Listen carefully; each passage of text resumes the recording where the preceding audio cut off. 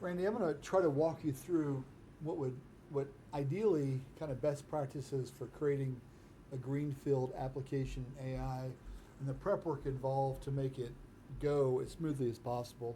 We already talked about limiting the scope and things, but this is kind of like the practical, real world example of creating an application. So I'm going to create essentially a thing that just presents a fancy web page with charts and graphs and stuff. It takes shark attack data from a government API.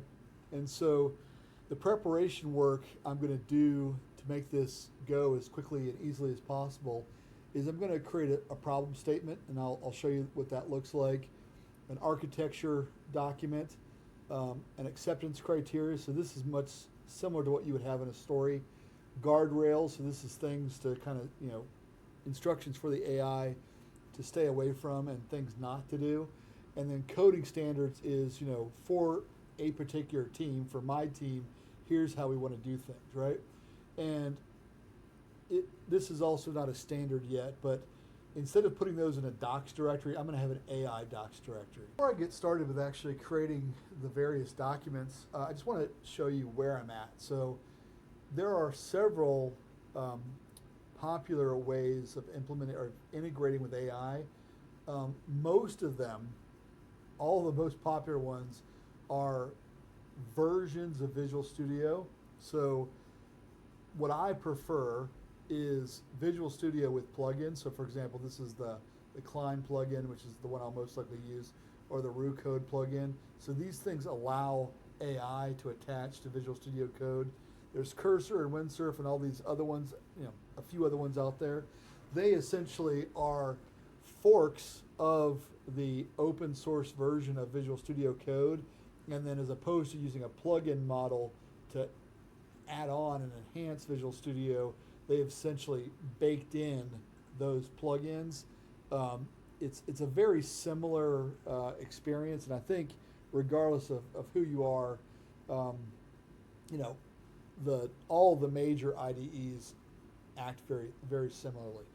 So the first thing we want to do here is we're creating docs for the AI, and as I mentioned, the Markdown language is the most accessible for the AI, at least across the board, and so that's a good format. And instead of Visual Studio, you can see the underlying structure of the file, but if you do this Markdown preview in here, then you can actually see the human readable stuff. So let's just take a look at what I've got as far as that particular file. And so, I've got this problem statement, generate start attack summary report, an executive summary, that it's going to this website, downloading a CSV file, et cetera, et cetera. And, all the different information that you would have in a proper problem statement, this is, I guess, very similar to what you might have in a story, right? And anything you're used to. And I think, for a high level overview, we'll just leave it at problem statement, that's the right level of granularity. But, we could certainly come up with best practices for what a problem statement is, and for each one of these files, what they are. And these types of files are emerging as best practices, like creating an AI docs folder and then putting these documents in there. There's not like a true standard out there yet, but this is just the way that everybody's heading and what they're finding works best. So that's the reason why I'm taking this approach here in my example. Next file after the problem statement I'm going to focus on is acceptance criteria. So once again, obviously it's in Markdown. There is information here about what type of language I'm interested in, kind of how I want the technology stack to work. Obviously this is all things that an architect or a developer would decide up front how they want, rather than just having the AI doing whatever, right? So this is some of the plugins and tools and things, how we want the directory structure to work, all this kind of stuff is important information for the AI in order to get what we want, right? If you just leave it open to interpretation by the AI, you'll get something, but it won't necessarily be good, right? And so, we're talking about that we're bringing in raw CSV, but our actual report is going to be based on, a transformation into Parquet. So all these things are things that we want inside of our particular application, just like you would before AI. It's just that this is important information to ensure that the AI gets what, outputs what we want it to output, right? I come to is coding standards. So once again, this is basically something, these are like the agreements that the team puts together on the way they're going to write code. The version of Python they're using, their philosophy, their typical project layout, all the stuff that you would have on any team out there that tells you essentially, how to write your code, right? So this is the same information that we're feeding in to the AI to ensure that it's going to generate the code output that we're looking for, right? Next document I'm going to look at is guardrails. And so this is really not specific to a particular language, and I actually renamed code standards to Python coding standards just to make it more explicit for this demo. If your team is using Node and Python and maybe PySpark and other stuff, you might have a standard for each language that you're commonly using. So, things like do not optimize for cleverness or brevity over clarity. So this is, writing essentially human readable code. And once again, this document, as teams run into challenges with AI, they would continue to modify this document and, just add all the things that are relevant to them, right? So let's continue on. So we finally come to the architecture markdown file, and honestly, this may be too much, depending on, I guess, the complexity of what you're dealing with. An additional architecture doc may or may not be required that just provides additional information that's kind of high level. Could be system information or the type of environment it's going into, and anything like that you would consider architecture. It doesn't apply great with this simple example. It'd be more impactful, the architecture document, if you were in an enterprise solution to provide the AI some context around what the environment is it's going into. But just for these purposes, I just put in something that's somewhat reasonable. So I guess the important thing now is we're about ready to execute the AI, and I guess the thing that I would stress here is that the scope of what we're doing is a full application, but it's the scope of the application is small enough, right? If we were doing something like this, it would typically be at the microservice level or one feature level. We want to make sure that the scope of anything we're doing with the AI is as small as is reasonable, and typically that would equate to like a story you would typically give a developer or something like that, not an epic, So anyway, so let's actually take a look at what the AI looks like itself. Come over here to the CLINE plugin and just show you around a little bit on what's going on here. So the CLINE plugin itself is an MCP server, and if I look at the settings over here, what you'll see is I have purchased an Anthropic API key, and the difference between running Anthropic, let me just pull it up here so the difference between running Claude here, and running Claude here is this is not a corporate account, this is a personal account. And anything that I'm using to interface with on this AI, it's going to send that information back to Anthropic. I think the terms of service allow it to use that data in its own, for its own purposes, retraining and what have you. And also, it's maintaining memory, usually right in the browser, on what I've asked about in the past. So sometimes it can use that in the context to provide more relevant answers. Here, we're using their API, so everything is metered based on millions of transactions. So this this is essentially the expected pricing here, so $15 for 1 million tokens, and you can see that it's got a certain size context window. So the thing is that these files cannot be larger than that context window, or else internally it would error, and it'll actually error on the screen as well. But you can see that if I wanted to switch from Anthropic to something running in Amazon or OpenAI or whatever, I could run something on my local machine, Llama, something like that. Anything you want to do, and they've provided an interface which is a very similar interface. I think pretty much everybody's using like the OpenAI API interface. So it's just whatever thing might be slightly different about each provider. They've got this drop down. So and then I'm choosing my model, right? So I could run Sonnet, which is great. Opus is the thinking model, so things would take a lot longer. Or I could use an older model. Right now, as of creating this little video, the Claude Sonnet model seems to be about the best out there. The other Opus model potentially might yield something better, but it would take so long and cost so much more money that it's not worth it.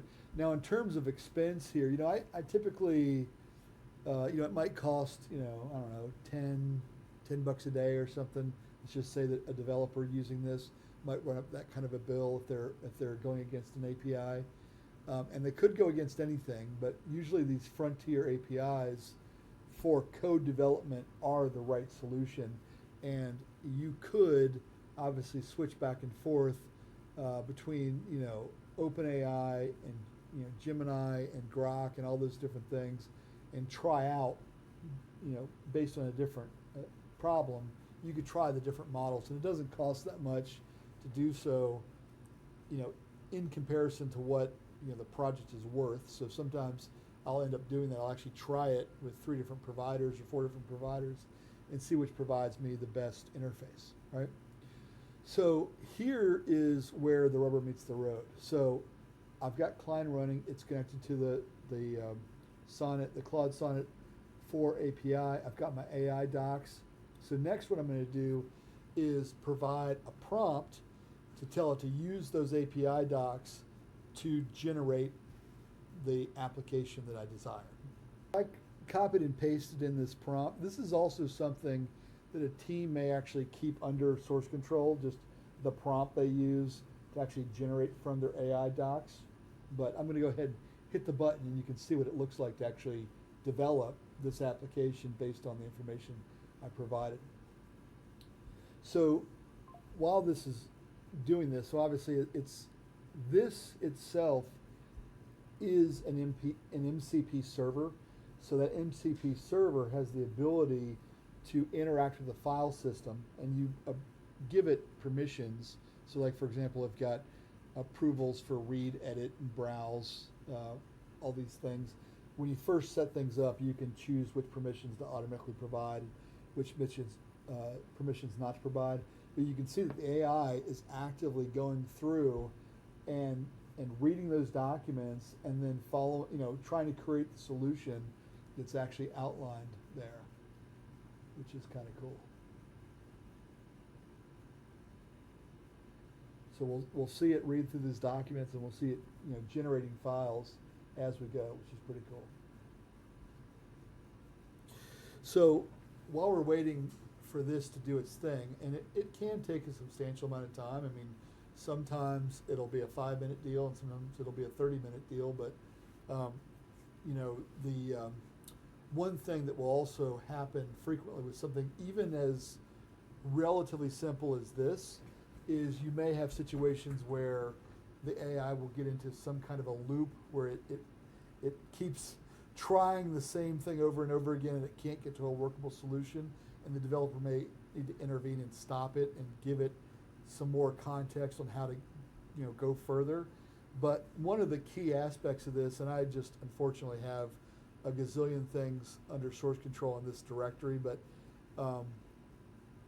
the physical files here would always be something that you would put under source control, and you would typically, every time you hit this run button against the API, you would do a commit to your source control, because it's very common for you to get into the middle of something, and then and things are working great and things look good and you're heading in the right direction, and then you request something else and the AI will rewrite other parts of the application that negate, the functionality that you had before. So a lot of times it is, or it's not a lot of times, it is definitely a best practice to commit to source control each one of the things that were created each time you do a round trip to the AI. So, so as you can see, this thing's writing a lot of code. What it's doing internally, it is looping, back to the API, back to the LLM via the API each time.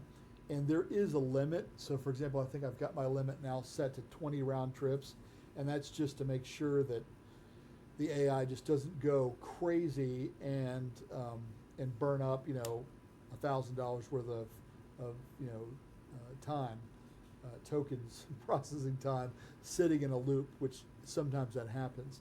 So that 20 round trip limit lets you have an opportunity to intervene if the thing is off the rails. But assuming I've done a good job with all my documentation, in most cases, on the first pass, you will get something reasonable, and then what you have to do is tweak it to that point. And so each time, you're starting anew and you're hitting this button asking for a revision, you're typically doing a commit first, so that it provides two opportunities: a rollback, point, and also so you can diff the next implementation. So each time there's a change, you would want to do a side-by-side comparison and actually see what the AI did, and ensure that what it did is moving in the right direction and is a reasonable solution. So, I know we've talked about this, but because the AI does so much, right? So in terms of volume of output, right? So a developer never in his wildest dreams could code anywhere as fast as this AI. A lot of times developers will be hands off and they'll run the thing, and if it runs, they'll say, okay, it's good enough, commit it to an actual branch, like your develop branch. Right now I'm just in a developer branch. It's not intended to be, pushed anywhere that somebody can get to it. So, they'll run it and they'll see that it works, or it works, good enough, but a lot of times they won't take the time, which is really required, to go in and actually review everything the AI has developed, right? Because it's real easy for it to have, because of the volume of stuff it's creating, you can have a couple of different types of problems. So you can have, it just has like a built-in bug that it didn't account for that you could identify, or it's doesn't have common code. So for example, it could be trying to do the same thing 10 different ways and literally code 10 different ways of doing it, because it's just doing it, I guess the way it does it, right? And a human could look at that and say, you know what, that function is really the same function, just done 10 different ways. Let's make it a single function and make that part of kind of the standard. And then, the AI can work with that. You just have to, once again, tell the AI that, in your documentation, that this is a standard component and this is where functions of this type should live, and it can then, after the fact, going forward, use that function instead of creating a new one. So all those types of things are valuable. But this is typically what it looks like to hit the go button on a Greenfield application. And if this is successful, people will refer to this as like a one-shot. So basically, I put a bunch of documentation together, I ran it against AI, in one shot, it developed the application, and depending on how good or bad your code is,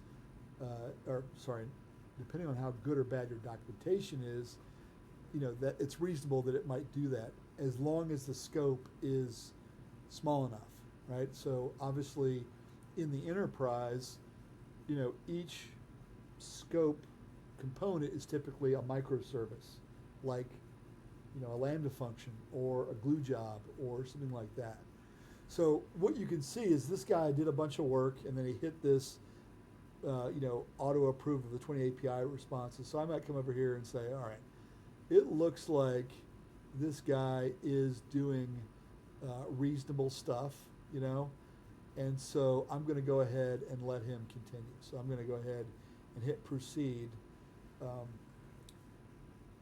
But at the end of this, what I would do as a developer is I would do the real work, or part of the real work of then following up behind and making sure that in fact the thing that was produced is actually what was requested, right? Because that's the big deal. Is even if it runs, it may not be good code, it may not be acceptable code just because the AI wrote it. So it still requires the same code review process.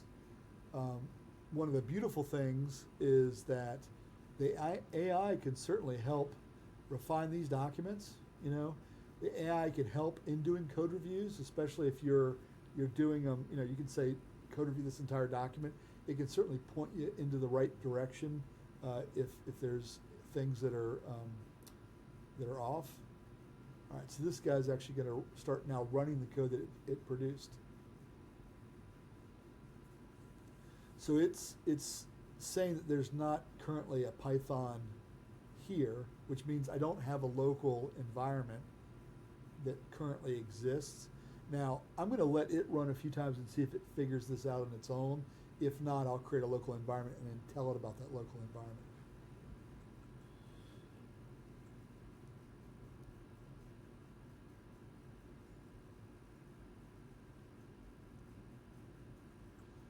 All right, so this thing here is not heading down the path that I want it to. So it's trying to install these requirements, which not a bad thing, but I want it to use a local environment. That's really a best practice for Python. So I might come back and update my documentation, for future processes. But for now, what I'm going to do is I'm going to create a local environment, and I'm going to say, I'm going to tell it that I'm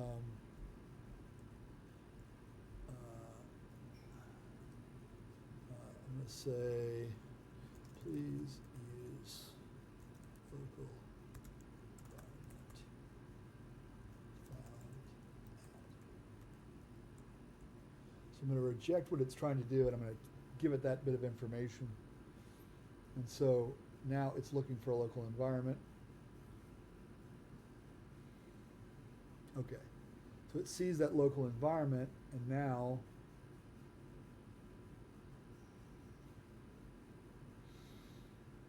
when it tries to install the requirements, now I'm happy with that because I want it to install those requirements in the local environment specific to this particular solution. So you could potentially have multiple instances, versions and instances of Python running, one for each project you're working on.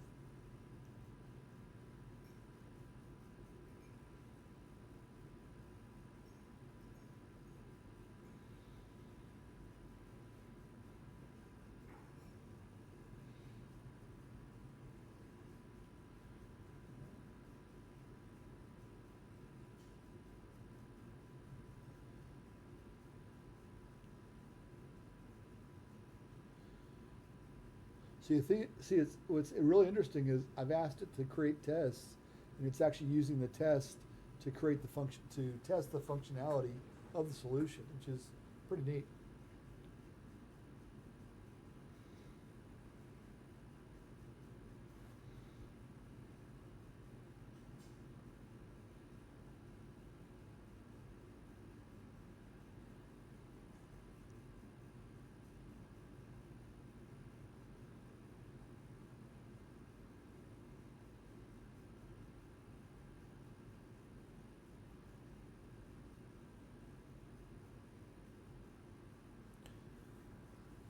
So at the end of each one of these things, each one of these sessions, it tells you essentially what it did. You know, all the physical files it created, and then kind of what it accomplished, and then you can, well, when it's done, it typically will tell you whether or not it thinks it's done, and if it is done and you kind of validate it, then you can tell it to start new task. Before you tell it to start new task, it's already got all this contextual information. So really what we want to do is come out here and actually look at one of these reports. So this thing actually did not one-shot this very well. It actually had a lot of issues in the process, which is typical with something that's even as, I mean, this is a relatively complex solution, you know, all things considered. So I think, though, that I've got it at a point where everything is working properly. So I'm going to say run the Shark report. So this guy should be able to read the README and figure out how to run the Shark report from the README. It's doing that.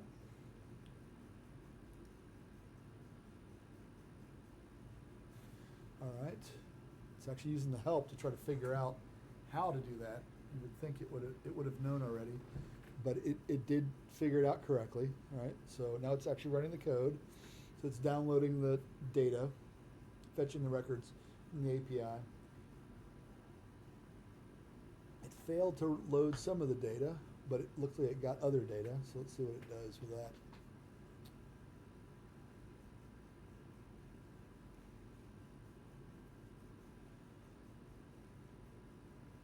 All right. Okay. So it's converting all the records it has, the 13,000 records, into Parquet.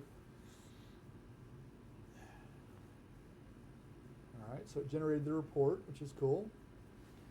And let's see what it did here.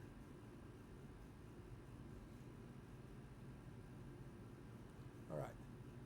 So this thing at the end of the day, though, created something that's pretty cool. So I'll refresh this, and you'll see there's all, you know, it's using 3D.js to do all the fancy painting and everything. So what it produced is something that's actually a heck of a good start, considering, you know, it didn't take, I don't know, maybe an hour or something all in to get to this point. And so from this point, we would switch over to a brownfield solution. You know, now we're doing something different, or we're editing something that already exists. But even though this took an hour to put together, the challenge obviously is that we would need to go through every one of these source files and look at what it's doing, and obviously code review it to make sure that everything is, you know, quality code and actually is up to our standards. So you can't cut that out. You can't. It did include automated testing, which is pretty good, you know. But obviously, you know, if your team, you know, has certain coding standards, you'd still have to do the code review and make sure that things are following your standard, and you would still come through here and typically, you know, look and make sure that all the things it's doing, like this low memory false thing, like, you know, think about, like, if those things are the right approaches, you know, is everything readable, you know, all the kind of normal code review stuff that you could do. But as you can see, you can actually produce something pretty cool right inside of Visual Studio with a plugin. And in terms of volumes of code, or volume of code, it certainly, you know, produced a lot. But, you know, things like this, you might say, well, you know, is this readable or not, right? Is that, you know, so it's doing a sum on this data frame.